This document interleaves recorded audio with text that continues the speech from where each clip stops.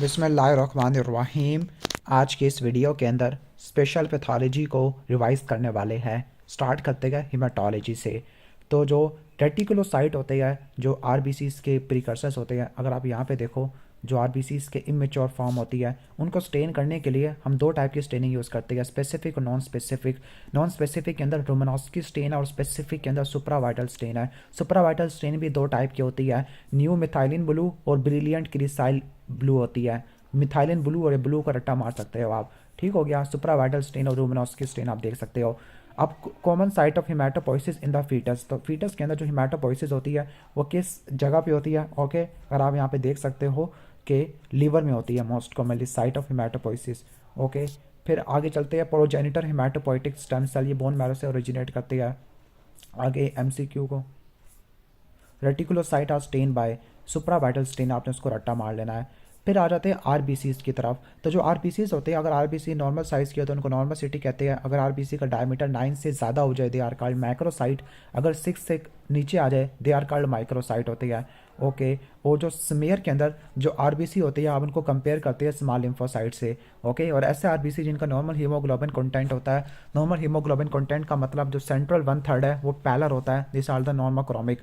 लेकिन जो central pallor 50% से ज़्यादा हो जाए दिस आर कॉल्ड हाइपोक्रोमिक। 1/3 तो नॉर्मल होते हैं। आरबीसी के साइज़ की वेरिएशन को एनाइसोसाइटोसिस, शेप की वेरिएशन को पोइकिलोसाइटोसिस कहते हैं। जो टारगेट सेल होते हैं, ओके, वो किन किन कंडीशन में देखने को मिलते हैं? आपको थैलासीमिया में देखने को मिलते हैं जो कि हीमोग्लोबिनोपैथी है, और पोस्ट सप्लीनेक्टमी के अंदर। वाइट सेल आपको ग्लूकोज 6 फास्फेट डिहाइड्रोजिनेस डेफिशिएंसी में देखने को मिलते हैं। सिकल सेल एनीमिया में देखने को मिलती है। टीयर ड्रॉप सेल ये आपको माइलोफाइब्रोसिस में देखने को मिलती है। सपर सेल जिनको एक्थोसाइट कहते हैं, ये आपको ए बीटा लाइपोप्रोटीनीमिया में देखने को मिलती है। बर सेल इकाइनोसाइट ये यूरीमिया में आती है। ओके, बर्ड सेल इकाइनोसाइट दोबारा आ गया हीमोग्लोबिन सी में आ जाती है। Rouleaux formation they are seen in multiple myeloma. Multiple myeloma को रट्टा मार लेना, इसमें रोलेक्स फॉर्मेशन होती है। और आरबीसी की एग्लूटिनेशन किन किन कंडीशन में होती है? आईजीएम एसोसिएटेड लिम्फोमा और proximal nocturnal haemoglobinuria. Okay, फिर हम आगे चलते हैं। Bird cell is seen in, तो जो बर्ड सेल होते हैं किस कंडीशन में देखने को मिलते हैं? बी में यू आ रहा है तो आप इसे रट्टा मार सकते हो, बर्ड सेल यूरीमिया में आपको देखने को मिल सकते हैं। ओके, इसके बाद हम आगे चलते हैं। बाइट सेल, बाइट सेल किस में देखने को मिलते हैं? बाइट सेल आगे हीन्स बॉडीज, तो ये ग्लूकोज 6 फास्फेट डिहाइड्रोजिनेस डेफिशिएंसी वाले पेशेंट में देखने को मिलती है। रोलेक्स फॉर्मेशन मल्टीपल माइलोमा में होती है। ओके, इसके बाद हम आगे चलते हैं। यहाँ पे इन्होंने डिफरेंट आरबीसी शेप बनाई हुई है। अच्छा, बताता रहा हूँ कि जो माइक्रोसिटिक हाइपोक्रोमिक एनीमिया ये आपको iron deficiency anaemia of chronic disease thalassaemia में देखने को मिलता है। ओवल मैक्रोसाइट मेगालोब्लास्टिक एनीमिया के अंदर, sickle RBC sickle cell anaemia के अंदर, सेफिरोसाइट हेरिडेटरी सेफिरोसाइटोसिस या autoimmune haemolytic anaemia. Okay, target cell thalassaemia में देखने को मिलते हैं, हीमोग्लोबिन सी में देखने को मिलते हैं, सिकल सेल थैलासीमिया में देखने को मिलते हैं, ऑब्स्ट्रक्टिव जॉन्डिस है। ओके, शिस्टियोसाइट ये आपको माइक्रो एंजियोपैथिक हिमोलिटिक एनीमिया में देखने को मिलती है। बर्ड सेल यूरीमिया में है। टीयर ड्रॉप सेल माइलोफ्थिसिस या माइलोफाइब्रोसिस में होते हैं। Polychromatic RBC haemolysis blood loss में देखने को मिलती है। बेजोफिलिक स्टिपनिंग लेड पॉइजनिंग में होती है। होवल जाई बॉडी पोस्ट सप्लीनेक्टमी में, मेगालोब्लास्टिक एनीमिया में भी होती है। Bite cell glucose 6 phosphate dehydrogenase deficiency, rouleaux formation hyper gamma globulinemia, nucleated RBC hemolytic anemia में, auto agglutination cold agglutinin autoimmune में देखने को मिलते हैं। ओके, तो आगे हम चलते हैं। डायग्राम्स दी हुई है, इसको छोड़ देते हैं।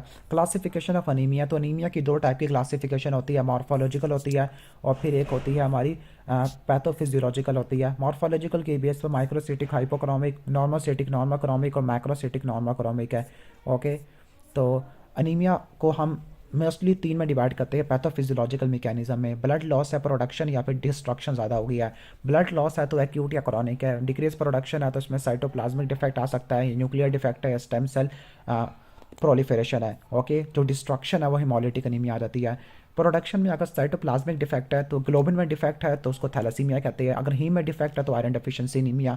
न्यूक्लियस में डिफेक्ट है तो megaloblastic anaemia. Stem cell proliferation defect है तो ये प्लास्टिक एनीमिया हो जाएगा। हिमोलिटिक एनीमिया को मजीद 2 में डिवाइड करते हैं, हेरिडेटरी और एक्वायर्ड। एक्वायर्ड के अंदर अगर मसला एब्नोर्मेलिटी आरबीसी के मेम्ब्रेन के अंदर है तो सेफिरोसाइटोसिस, आरबीसी के अंदर है तो एंजाइम में मसला हो सकता है, हीमोग्लोबिन में हो सकता है। क्वालिटेटिव है हीमोग्लोबिनोपैथी या क्वांटिटेटिव है? क्वालिटेटिव में सिकल सेल एनीमिया, ओके, या सिकल सेल वाला, या क्वांटिटेटिव में थैलासीमिया आ जाएगा। ओके, इसके बाद हम आगे आ जाते हैं classification of anemia according to MCV. तो माइक्रोसिटी का निमोनिक है ए लिस्ट। ए से anemia of chronic disease, lead poisoning, iron deficiency, sideroblastic और थैलासीमिया। मैक्रोसिटिक में लीवर डिजीज, इसका निमोनिक है L H M C. Okay, liver disease, hypothyroidism, megaloblastic anemia, cytotoxic drug like methotrexate और phenytoin होती है। Normocytic में sickle cell anemia, shape को mnemonic को रट्टा मार लेना। हिमोलिटिक एनीमिया में आरबीसी की डिस्ट्रक्शन ज़्यादा हो जाती है। अब डिस्ट्रक्शन आरबीसी के अंदर है, ब्लड वेसल के अंदर है या सर्कुलेशन के अंदर है, तो उसको इंट्रावास्कुलर है। अगर destruction mono nuclear phagocytic system में है तो एक्स्ट्रावास्कुलर होती है। ओके, ठीक हो गया। तो इंट्रावास्कुलर को देख लेते हैं। इंट्रावास्कुलर में आरबीसी की डिस्ट्रक्शन ब्लड वेसल में, सर्कुलेशन में होती है, तो फ्री हीमोग्लोबिन सीरम में ज़्यादा होगा, जिसकी वजह से हीमोग्लोबिनीमिया होगा, हीमोग्लोबिन यूरिन में एक्सक्रीट होगा, हीमोग्लोबिन यूरिया होगा, ज़्यादा कॉम्प्लेक्स बनेंगे हेप्टोग्लोबिन से, जो कि रेटिकुलो एंडोथेलियल सिस्टम क्लियर कर देगा, तो हेप्टोग्लोबिन हीमोपैक्सिन कम हो जाएगी। हीमोग्लोबिन की ऑक्सीडेशन मेथिमोग्लोबिन में होती है, तो मेथिमोग्लोबिन यूरिया मेथिमोग्लोबिनीमिया हो सकता है। अनकॉन्जुगेटेड बिलिरुबिन ज़्यादा होगा, तो जॉन्डस और बिलिरुबिन या पिगमेंटेड गाल स्टोन ज़्यादा हो जाएंगे। एक्स्ट्रा वास्कुलर हिमोलिसिस में आरबीसी की डिस्ट्रक्शन रेटिकुलो एंडोथेलियल सिस्टम में होती है। इस केस में क्या होगा, इस केस में भी अनीमिया जॉन्डस होता है लेकिन माइल्ड होता है। अब इसमें आरबीसी की डिस्ट्रक्शन स्प्लीन में हो रही है तो स्प्लीनोमेगाली, लिवर में हो रही है तो हिपैटोमेगाली, और फ्री हीमोग्लोबिन रिलीज नहीं होता। एक्स्ट्रा वास्कुलर हिमोलिसिस और इंट्रावास्कुलर हिमोलिसिस में डिफरेंस देख लेते हैं। एक्स्ट्रा वास्कुलर ज़्यादा कॉमन होती है, रेटिकुलो एंडोथेलियल सिस्टम में होती है, आयरन के स्टोर ज़्यादा हो जाती है, सीरम फेरेटिन ज़्यादा हो जाएगा। लेकिन hemoglobin, methemoglobin, hemoglobinuria, hemosiderinuria intravascular में होता है। अनकॉन्जुगेटेड ये किस में होगा, अनकॉन्जुगेटेड भी अनकॉन्जुगेटेड एक्स्ट्रावास्कुलर में होता है। अब इसकी एग्जांपल देख लो। एक्स्ट्रावास्कुलर का निमोनिक है सी एस एस। सी से क्या होगा, सी से हीमोग्लोबिन सी कह सकते हो, एस से सिकल सेल एनीमिया और हेरिडिटरी सफीरोसाइटोसिस, इसके अलावा थैलासीमिया भी आ सकता है। जबकि इंट्रावास्कुलर का निमोनिक है BGMI, proximal nocturnal haemoglobin urea, glucose 6 phosphate, आगे मलेरिया और आज से इम्यून मीडिएटेड। ठीक हो गया। ये रट्टा मारना है कि ग्लूकोज 6 फास्फेट डीहाइड्रोजिनेस डेफिशिएंसी के अंदर एक्स्ट्रावास्कुलर इंट्रावास्कुलर होती है। सिकल सेल एनीमिया में भी दोनों होती है, लेकिन पहले एक्स्ट्रावास्कुलर होती है बाद में इंट्रावास्कुलर होती है। सिकल सेल एनीमिया को देख लेते हैं। नॉर्मल हीमोग्लोबिन 3 टाइप का होता है, हीमोग्लोबिन ए, एफ और haemoglobin A2. Normally haemoglobin A 95 से लेकर 98 होता है, हीमोग्लोबिन एफ 1% और 3.5% हीमोग्लोबिन ए2। हीमोग्लोबिन ए में अल्फा 2 बीटा 2 चेन है, एफ में 2 गैमा आ जाएगी और ए2 में 2 डेल्टा चेन आ जाएगी। ओके, अब हीमोग्लोबिनोपैथी 2 टाइप की होती है, क्वालिटेटिव और क्वांटिटेटिव। क्वालिटेटिव में मसला स्ट्रक्चरल एब्नॉर्मेलिटी होती है, सिकल सेल एनीमिया, और क्वांटिटेटिव में क्वांटिटी का मसला होता है, like thalassaemia. Sickle cell anaemia में होमोजाइगस होता है, homozygous state of haemoglobin S in the RBC, homozygous, जबकि हिट्रोजाइगस को सिकल सेल डिजीज कहते हैं। एब्नॉर्मल जीन दोनों पेरेंट्स से इनहेरिटेड होता है। अब इसमें बीटा ग्लोबिन चेन में म्यूटेशन होती है, क्रोमोसोम नंबर 11 पे पड़ा हुआ होता है, सिंगल चेन म्यूटेशन होती है, 6 पोजीशन पे होती है। ओके, वैलिन सब्सटीट्यूट हो जाता है ग्लूटामिक एसिड की वजह से, जिसकी वजह से सिकल हीमोग्लोबिन प्रोड्यूस होगा, हीमोग्लोबिन एस प्रोड्यूस होगा, और इसमें एडिनिन थायमिन से रिप्लेस हो जाता है। अब इसके 3 पढ़ने हैं, वेजोक्लोसिव क्राइसिस, हिमोलिटिक एनीमिया और इंक्रीज एमएचसीएससी। तो पहला पढ़ना है कि जब डीऑक्सीजनेशन होती है हीमोग्लोबिन एस की, तो पोलीमराइजेशन होती है, रोट लाइक पॉलीमर बनना शुरू हो जाएंगे, अलाइनिंग हो जाएगी, एग्रीगेशन होती है, आरबीसी डिस्टॉर्ट हो जाएगा, सिकलिंग होती है। ओके, और एबनॉर्मल स्टिकी होती है, वेजोक्लियन करवा देते हैं। ठीक हो गया। ओके, और डीऑक्सीजनेशन और स्टिकलिंग की वजह से मेम्ब्रेन डैमेज परमानेंट हो जाएगा, आरबीसी इरिवर्सिबली सिकल्ट हो जाएंगे, स्प्लीन में सेक्वेस्टर हो जाएंगे, एक्स्ट्रावास्कुलर हिमोलिसिस और एनीमिया हो जाएगा। जब मेम्ब्रेन फटेगी तो पानी निकल आएगा, जिसकी वजह से इंट्रासेलुलर डिग्रेडेशन हो जाती है। इंट्रासेलुलर डिग्रेडेशन की वजह से एमएचसीएचसी बढ़ जाता है, एमसीएचसी। ओके, अब ये पूरा मैकेनिज्म यहाँ पे बना हुआ है, डीऑक्सीजनेशन हुई है, एक्सटेंसिव मेम्ब्रेन डैमेज है, उसकी वजह से हिमोलिसिस हुई है, एमसीएचसी बढ़ गया है और स्प्लीन ने उड़ा दिया, तो एक्स्ट्रावास्कुलर हिमोलिसिस है। इसमें एनीमिया होता है, वेजोक्लोसिव क्राइसिस है। ओके, अब अनीमिया क्यों होता है, क्योंकि रिवर्सिबल सिकल सेल होती है, स्प्लीनिक साइनोसॉइड से पास नहीं कर पाते, और जॉन्डस, रेटिकुलोसाइटोसिस, एक्स्ट्रावास्कुलर हिमोलिसिस होती है। ओके, वेजोक्लोसिव क्राइसिस के अंदर रिवर्सिबल सिकल सेल होते हैं, रिवर्सिबल सिकल सेल। ओके, इनका डी मालिक्यूल बढ़ जाता है और स्टिकी हो जाती है, जिसकी वजह से माइक्रो सर्कुलेशन को ऑक्लूड कर देते हैं, और उनकी वजह से क्लिनिकल सिम्टम आ जाते हैं। कॉमन मैनिफेस्टेशन है, लाइक बोन के ऊपर हैंड फुट सिंड्रोम हो जाएगा, डक्टिलाइटिस या inflammation of bone of hand और फीट हो जाएगा, avascular necrosis of femoral head है, प्रोमिनेंट चीक बोन है, crew cut appearance of skull है due to marrow expansion causing bone resorption and secondary new bone formation है।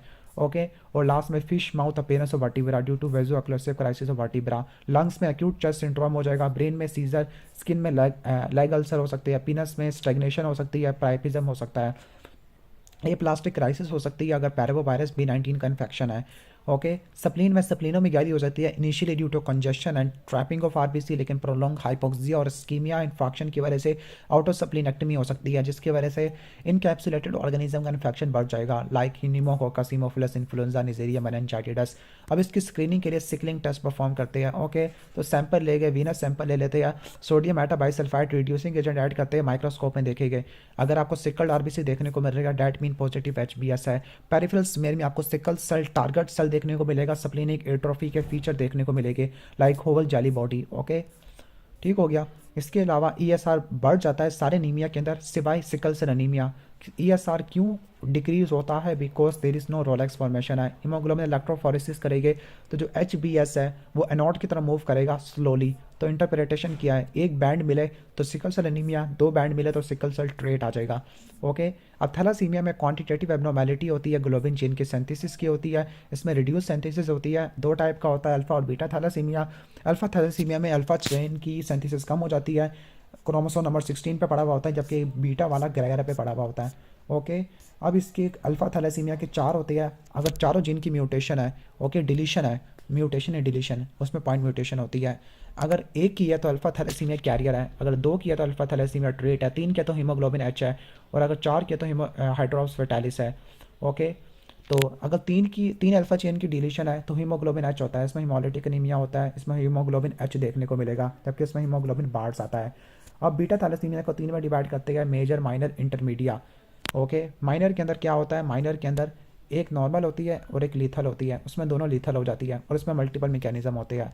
Okay, clinical feature देख लेते हैं। बीटा चेन बनेगी नहीं, पहले हम देख लेते हैं बीटा थैलेसीमिया मेजर का। बीटा चेन बनेगी नहीं तो अल्फा चेन एक्युमुलेट होना शुरू हो जाती है, तो वो क्या बनाएगी? अल्फा चेन गैमा चेन से मिलकर हीमोग्लोबिन एफ बना देगी। इसके अलावा नॉर्मोब्लास्ट की डिस्ट्रक्शन होना शुरू हो जाती है, जिसकी वजह से इनफेक्टिव एरिथ्रोपोइसिस होगी, एनीमिया होगा, रिपीटेड ब्लड ट्रांसफ्यूजन लेंगे तो आयरन की एब्जॉर्प्शन बढ़ जाती है, आयरन ओवरलोड होगा, डेथ हो सकती है। हाइपोक्सिया होता है, इरिथ्रोपोइटिन की प्रोडक्शन ज़्यादा होती है, इरिथ्रोइड हाइपरप्लेजिया होता है, आयरन की एब्जॉर्प्शन बढ़ जाती है, मेडुलरी एक्सपेंशन होती है। तो एनीमिया 4 से लेकर 6 महीनों में एग्जिबिट होना शुरू हो जाता है। मार्क्ड स्प्लीनोमेगाली होती है, हेपेटोमेगाली होती है। ओके, थैलासीमिक फेसिस और मैल एक्लूजन ऑफ जा देखने को मिलता है, आयरन ओवरलोड भी आपको देखने को मिल सकता होता है। लैब डायग्नोसिस के अंदर पेरिफेरल सिमेरा तो microcytic hypochromic RBC, anisocytosis, poikilocytosis, basophilic stippling, target cell, tear drop cell, nucleated RBC. Okay, ये चीज़ें देखने को मिलती है। बोन मैरो एग्जामिनेशन में hyper cellular erythroid hyperplasia, okay, reversal of normal ME over E ratio और pink inclusion bodies देखने को मिल सकती है नॉर्मल ब्लास्ट के अंदर। ओके, और तीसरा ऑस्मोटिक फ्रेजिलिटी टेस्ट है, तो इसमें सेलाइन हिमोलिसिस देखते हैं। और लास्ट में नेस्टरॉफ टेस्ट है। नेस्टरॉफ क्या होता है? Naked eye single tube red cell osmotic fragility test, NESTROF test. Okay, इसके बाद हीमोग्लोबिन इलेक्ट्रोफोरेसिस है, तो इसमें आपको हीमोग्लोबिन F देखने को मिलेगा, हीमोग्लोबिन A2 देखने को मिलेगा, हीमोग्लोबिन A नहीं होगा। स्कल एक्सरे में आपको क्लू कट अपेयरेंस और हेयर ऑन एंड अपेयरेंस देखने को मिलती है। ओके, अब अल्फा थैलासीमिया की वजह से क्या होगा? अल्फा थैलासीमिया की वजह से नॉर्मल में तो कुछ नहीं होगा, साइलेंट में एसिम्प्टोमेटिक है। अल्फा थैलासीमिया ट्रेट सिज या ट्रांस है। सिज एशियन में होता है, एशियन ESR है, और ट्रांस अफ्रीकन में होता है, ET से रट्टा मार सकते हो अफ्रीकन अमेरिकन के अंदर। ओके, अब उसमें क्या होता है? उसमें आपको बीटा चेन का देखने को मिलता है। Okay, tetramer of beta chain के टेट्रामर बन जाते हैं, जिसकी वजह से हीमोग्लोबिन H होगा, और इसमें हीमोग्लोबिन बार्ड्स हो जाता है। गैमा चेन की टेट्रामर होते हैं। ओके।